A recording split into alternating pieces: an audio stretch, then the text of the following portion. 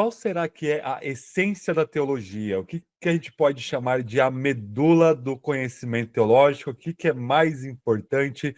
No vídeo de hoje eu gostaria de, com todo o meu coração, indicar para vocês um livro maravilhoso, finalmente traduzido para o português, do William Ames, A Essência da Teologia Cristã, publicado pela Aliança Editora. Muito bonito, muito bem feito, uma edição fabulosa, primorosa aqui. E finalmente nós temos aí William Ames em português, é sobre ele que nós vamos falar no vídeo de hoje. Então já deixe seu like, se inscreva no canal, converse comigo nos comentários o que está achando dessa nossa série de resenhas e indicações de clássicos da teologia e também da literatura contemporânea. E vamos avançar aqui nos nossos estudos teológicos. Bom, pessoal, no nosso canal nós estamos indicando livros de literatura da teologia reformada ou da ortodoxia reformada, que tem 3 fases. A primeira fase de 1560 até 1620 ou 640. Depois a segunda fase, que é a alta-ortodoxia, vale de 1620 ou 1640 até 1700. E nós temos a ortodoxia tardia, aí de 1700 para frente, até mais ou menos a 1750, alguns vão colocar 1790, mas enfim, os debates são...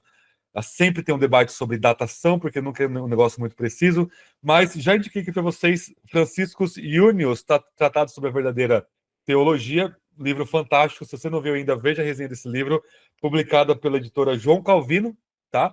E também aqui do Johannes Volebius, publicado pela Peregrino, um livraço também, a Compêndio de Teologia Cristã. Tudo bem? E hoje nós vamos dar uma olhadinha no William Ames, meu xará, na verdade eu sou xará dele, né?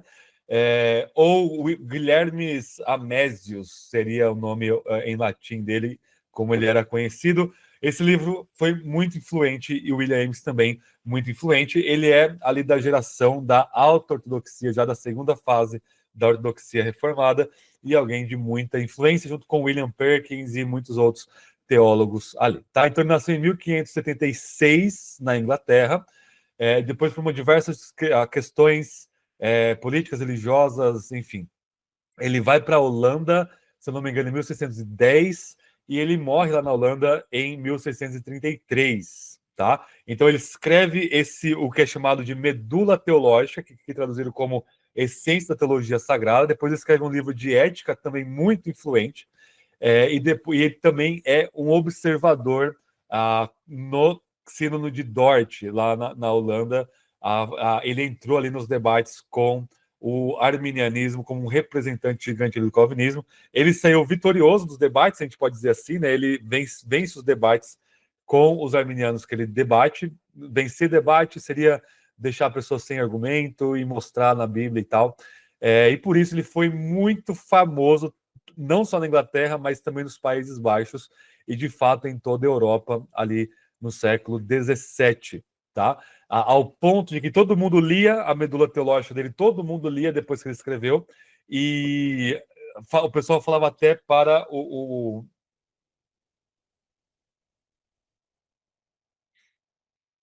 Vossius, um teólogo muito importante, ele fala para os seus alunos eles deveriam memorizar a medula teológica de William Ames, tratado muito importante aqui sobre teologia, tá? Então, vamos lá. Nós temos as bases da sistemática reformada aqui no Junius, tá? Depois do Junius nós temos Polanos escrevendo uma sintagma teológica também grande, tá? Macóvios também, e depois o William Ames ele vai escrever entre aspas, ou como se fosse de uma forma mais resumida aqui, tá? Então eu gostaria de destacar o método do William Ames. Quem fala muito sobre isso é o Richard Müller, no livro dele a Dogmática Reformada Pós-Reforma, no volume 1, um tratado gigante sobre metodologia de teologia lá no século XVI e XVII, né? E ele vai mostrar ali algumas influências do William Ames, especialmente Petrus Ramos, que também, eu mostrei para vocês, ele é menos influente aqui no Volebius, tá? Mas aqui no Ames ele é um pouco mais influente. Mas a gente está falando a questão apenas de metodologia, e no vídeo de hoje eu gostaria de mostrar para vocês ali pelo menos 3 influências do Petrus Ramos e do ramismo aqui na teologia do William Ames, que pode ser interessante e pode facilitar a leitura de um texto antigo como esse do Ames, tá? Então vamos lá, lembrem que o Polanos não, né? O Iunius, ele vai trazer uma definição, isso aqui é um prolegômeno na teologia, uma introdução à teologia, ele vai trazer aquela definição de teologia arquétipa e teologia arquétipa. Teologia arquetípica é aquele conhecimento que Deus tem de si mesmo, e, portanto, toda teologia arquetípica é aquela que vai seguir o conhecimento que as criaturas têm de Deus, ou pelo fato de Deus se revelar. Tá? Isso continua influenciando, mas isso é um pouco abandonado aqui na medula teológica do Ames, na essência da teologia, porque está um pouco mais preocupado em questões da teologia presente, da teologia prática, tá? De como nós podemos viver para Deus. Então ele abandona um pouco essa questão um pouco mais abstrata, que eu não acho tão abstrata assim, eu acho muito importante, mas ele vai ser influente nesse sentido, tá? Então, essa primeira influência do Petrus Ramos aqui no William Ames é a definição de teologia, tá? Então, o Petrus Ramos define teologia como doutrina bene vivendi, vocalizando aqui o vivendi, né, em vez de vivendi, só por causa de ficar mais bonito mesmo, né? Então, a doutrina do viver bem, tá? E o William Ames vai definir teologia como doutrina Deo vivendi, né? Que é a doutrina de viver para Deus, ok? Então, isso aqui, a definição é muito boa, né? Porque ela vai abarcar teoria e prática, tá? Então, ela é a doutrina, ela é o conhecimento de viver para Deus. Então, não é apenas o conhecimento de Deus num sentido abstracionista de conhecimento, de epistemologia, e ela também não é apenas uma prática por fazer com um pragmatismo. Ela é a doutrina de viver para Deus. Isso é muito... É uma definição muito boa, uma das melhores definições de teologia que tem, e ela vai influenciar até depois o ponto alto da auto-ortodoxia, como Petrus von Maastricht. Ele vai elaborar um pouquinho mais essa definição. Ele vai dizer que, se eu não me engano, é a doutrina de viver para Deus em Cristo. Ele adiciona isso, a gente pode adicionar até em Cristo no Espírito, se a gente for fazer uma formulação trinitária, mas aqui Deus já implica a Trindade. Essa é a primeira grande influência de Petrus Ramos aqui na teologia do Ames, tá? A segunda influência é a dialética, a bifurcação, a dividir as coisas sempre em duas partes, o que é muito... É uma coisa que vira e mexe e reaparece. Por exemplo, na linguística, nós temos o pai da linguística moderna, Ferdinand de Saussure. Ele tudo separava em duplinhas, né? Diacronia, sincronia, sintagma e assim por diante. Um monte de duplinhas ali. E o Ramos ele vai fazer então uma simplificação da lógica aristotélica a partir dessas bifurcações. E aqui nós temos o William Ames definindo, né, e dividindo a sua teologia em duas partes: fé e obediência, igual o Volébius fez aqui, tá? Então, fé, aquilo que a gente deve crer, aí vai as doutrinas essenciais da fé, e obediência, aquilo que a gente deve fazer e praticar.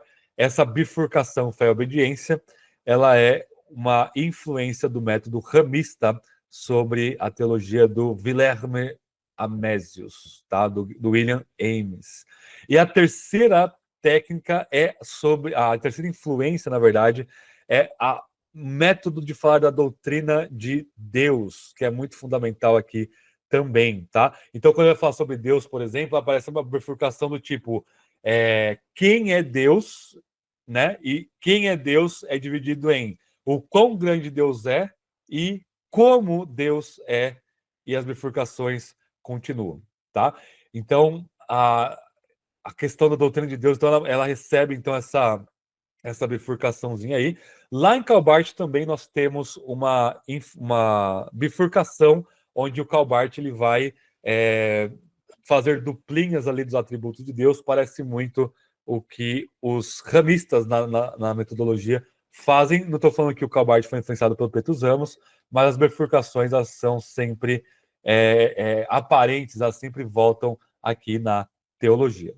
Tudo bem? Falando nisso, gente, para terminar o nosso vídeo, eu estou tendo um curso aqui no canal sobre a doutrina de Deus na ortodoxia reformada. Então, eu pego todos esses caras do século XVI, XVII, e a gente viu o que eles falaram sobre Deus, que método que eles usavam, comparando depois com mais várias aulas sobre A Teontologia da Doutrina de Deus, de Karl Barth. Eu estou anunciando isso para vocês.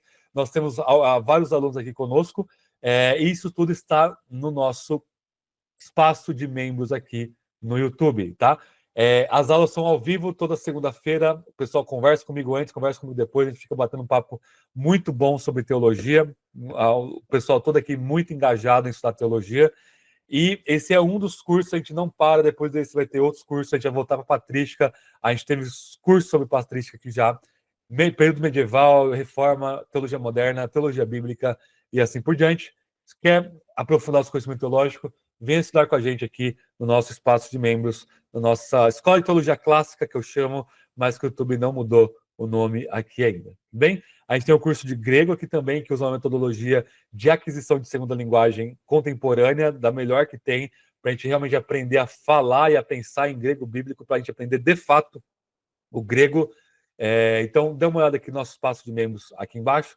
Se você não é inscrito ainda, então se inscreva no canal, deixe seu like e vamos conversar aqui no comentário aqui. Deus abençoe, até o próximo vídeo.